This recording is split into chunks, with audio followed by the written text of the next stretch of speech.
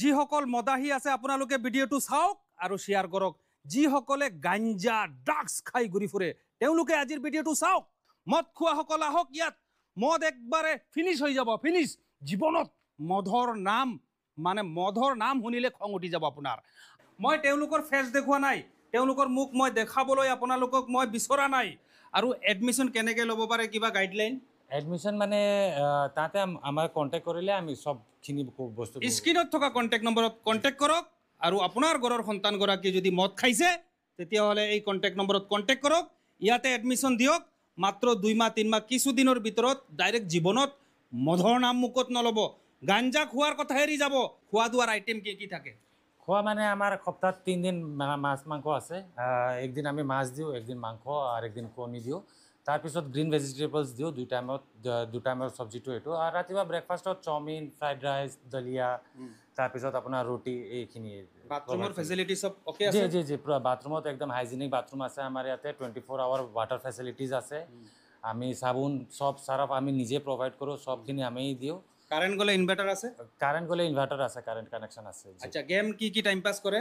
Game কাৰণে আমাৰ ludo আছে, কেৰম আছে, তাৰপিছত টিভি আছে, তাৰপিছত চাইনিজ চেকাৰ আছে, মানে যিমান ইনডোৰ গেমছ হ'ব এইখিনি চব ফেচিলিটিজ আছে। এটা ৰুমত আবদ্ধ কৰিবলগীয়া নহয়? জি না।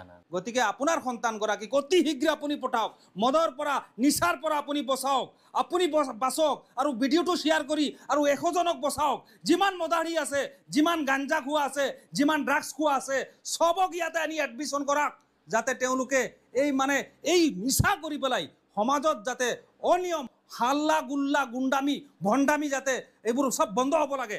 ঠিক আছে, ভিডিঅ' ইমানেই শ্বেয়াৰ কৰক যাতে ৰাস্তা ঘাটে মদাহী আমি চকুৰে নেদেখোঁ। কিছুমান মদ চদ খাই চেণ্ডেল মাথাৰ তলত দি ৰাস্তাৰ ছাইডত শুই থাকে, কিছুমানে অৰ্ধ উলংগ হৈ শুই থাকে।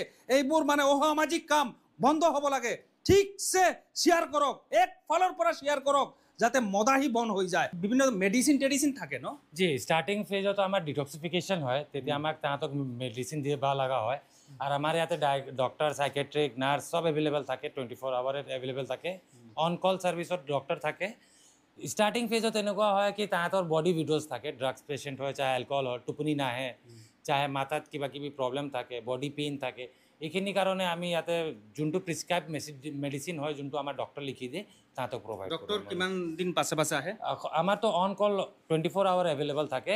MBBS ডক্টৰ নেকি? MBBS ডক্টৰ আৰু চাইকেট্ৰিক ডক্টৰ বোথে আছে। ডক্টৰো আহে? জি, বোথ আছে আমাৰ ইয়াতে। MD ডক্টৰো হয় আৰু চাইকেট্ৰিক ডক্টৰ দুটাই আছে। ডাঙৰ ডক্টৰ, MBBS ডক্টৰ, ডাঙৰ ডক্টৰ, অভিজ্ঞতা সম্পন্ন ডক্টৰ এই নিচা মুক্তি কেন্দ্ৰত আহি চোৱা চিতা কৰে কেনেদৰে ড্ৰাগছৰ পৰা ৰক্ষা কৰিব লাগে, নিজকে বচাব লাগে, উদ্ধাৰ কৰিব লাগে।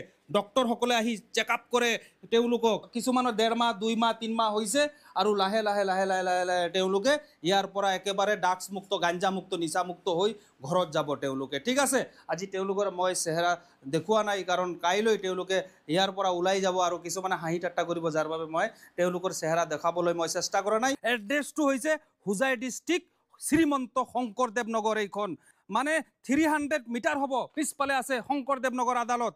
300 মিটাৰৰ ৰাষ্ট্ৰীয় ঘাইপথৰ এই চুকেৰে এই ৰাস্তাৰে আপোনালোকে সোমাই গ'লে আপোনালোকে এইখন পাই যাব, আত্মনিৰ্ভৰ নিচা মুক্তি কেন্দ্ৰ। স্ক্ৰীনত নাম্বাৰ লাগি আছে, আপোনালোকে চাওক, আত্মনিৰ্ভৰ নিচা মুক্তি কেন্দ্ৰ। ঠিক আছে, স্ক্ৰীনত নাম্বাৰ আছে, আপোনালোকে যোগাযোগ কৰিলে এই লোকেশ্যন, এই ঠিকনা পাই যাব।